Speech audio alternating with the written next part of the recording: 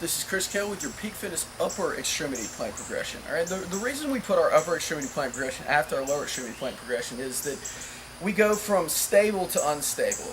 Okay, meaning the upper body is the primary weight-bearing structure of the plank exercise. All right, for people holding the plank, all right, any movement of the upper body is going to make it more difficult and dynamic. Okay, so when I'm moving my lower body, I'm stabilizing with my upper body, but it's still a static exercise. Right? When I start to move my upper body forward and back, again, we start to come to like one weight-bearing limb, which becomes more of a challenge to the upper body. Okay, and for a lot of our clients, especially our females, I prefer to do this type of thing on a chair or a relatively elevated surface, especially those that can't perform a push-up on the ground. Okay, but all of that aside, let's go through a couple ideas with this one. Okay, so to begin with, assuming that we can do our lower body planks pretty well, we're going to start in a plank position. Again, my back is flat with a table.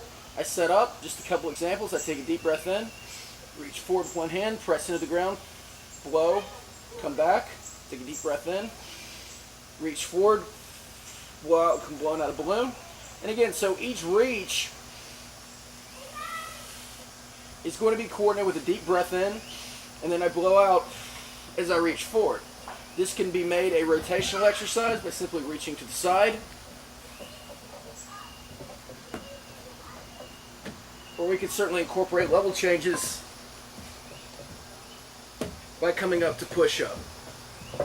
Really, again, your imagination is the only limiting factor here. But as I said, we want to make sure that when we're reaching forward or what have you, we're not getting a lot of weight shift from side to side. Or if that is the case, we simply elevate on a chair or a bench.